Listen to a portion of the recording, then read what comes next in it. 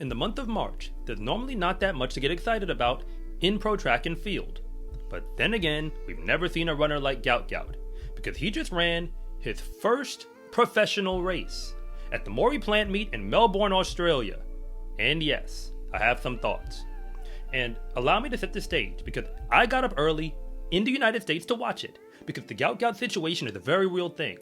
At this moment in history, at least in the track and field community, whenever he is running, it is officially a big deal. So the fact that he was kicking off his pro career at a Continental Tour Gold event on his home soil, I wanted to see what was going to happen. Because up until now, we've been watching Gout Gout run more or less in races where he has not had any competition. When I say no competition, I mean no competition. He's been putting down low 20-second, and now even breaking the 20-second barrier, wind assisted. Like, those performances were happening in races where nobody else on the track was even able to break 22.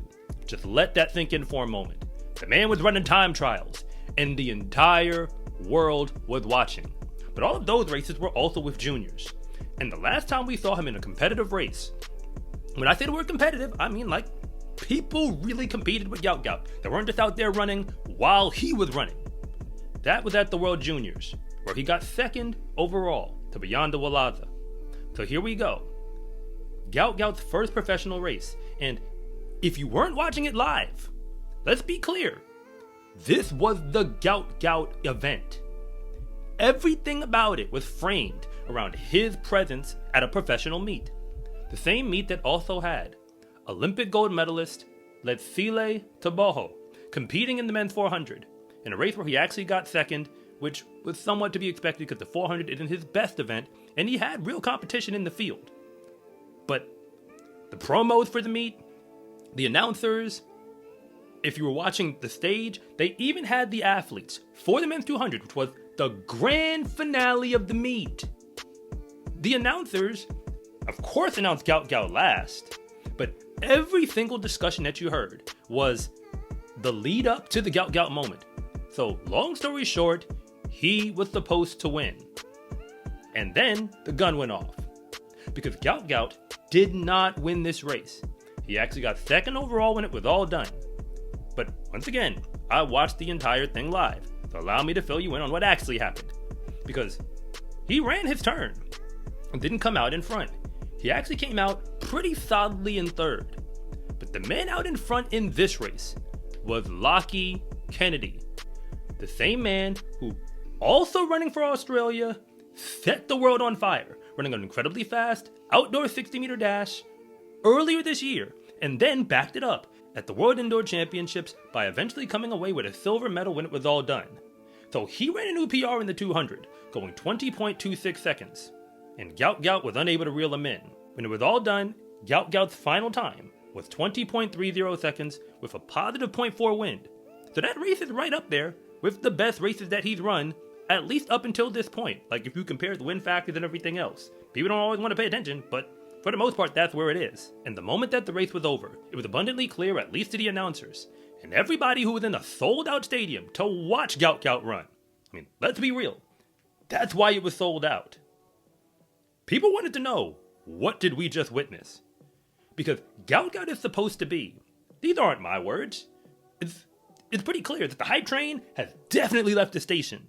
The only question is, where is that train actually going to go? Gout Gout's supposed to be the next greatest ever. That's why there's all this hype around it. And we're doing it in a social media era where the world is smaller than it's ever been. So he might have been running in Australia, but the entire world was watching. And even though this was his first professional race, nobody in that field is a name that you would likely recognize. When I say nobody, I mean nobody. But the entire field was a bunch of men who had all run for the most part around 20 seconds. And the slowest man out of all of them was the same man who eventually got the victory, Lachie Kennedy himself. So now that we are living in the new normal, where I expect that we're supposed to see Gout Gout run in more professional races, how is the world going to respond? Because you can't run in a Continental Tour Gold race and then go back to running with all the juniors in Australia and dominating them, and it has the exact same effect. It's the anticipation from those races that led up to this one. But if you're new here, I want to say thank you for even making it this far into the video. And I'm Coach Rob, the founder of SCArecruiting.com, where I rank the best track and field recruits across the entire nation. And if anything that I say actually connects with you, it is always greatly appreciated if you would please like and subscribe. But if I don't, just let me know in the comment section, because I try to read them all. And the biggest thing that I heard from the announcers that got my mind going was they said that every runner in Australia will now be training even harder because they want to beat Gout Gout. They said that about Australia, but I don't think it's just true about them. Because when Gout Gout entered the race, he doesn't just bring himself anymore. He brings all of the cameras and all the attention that goes along with it. So beating him, just being real, if you're a competitor, when you get to beat Gout Gout, you get to do it on a big stage. That means sponsors are looking, promoters are looking, everybody's watching this moment. And we want to see who's in the front of the race, but we also want to see Gout Gout. So if somehow you can figure out how to get in front of him, there just might be some results beyond just the victory that you can get from it. Gout Gout does have a target on his back. I'm not saying that I put it there. It just is what it is. This was going to be an event. Like a major event, whether or not I made this video. But I actually wanted to see what was going on. That's the Gout Gout effect. I got up incredibly early in the morning. I searched up when this race was going to go down and made it my business to watch it. Not watch a highlight, not watch the end of the race or watch, what somebody had to say about it. I wanted to see for myself what was actually going to go down. And if I can do it, I know a lot of other people can do it too. And that includes his competitors. Because when Gout Gout was interviewed at the end of the meet, he said himself that this race was good preparation when he looks forward to Tokyo at the end of the year. Tokyo and the World Championships, that's all the way in September. And if he's now on the pro circuit, that statement tells us, again, we kind of already knew, the state of pro track and field, where people act as if nothing else matters except the Worlds. That might change going forward with Grand Slam track and everything else, but for now, that's the world we're living in. So what are we reasonably expecting to happen between now and then? Because yes, this might be his first professional race, and for that matter, the first loss we've seen from him under any circumstances for quite a while now. Okay, let's have the real conversation.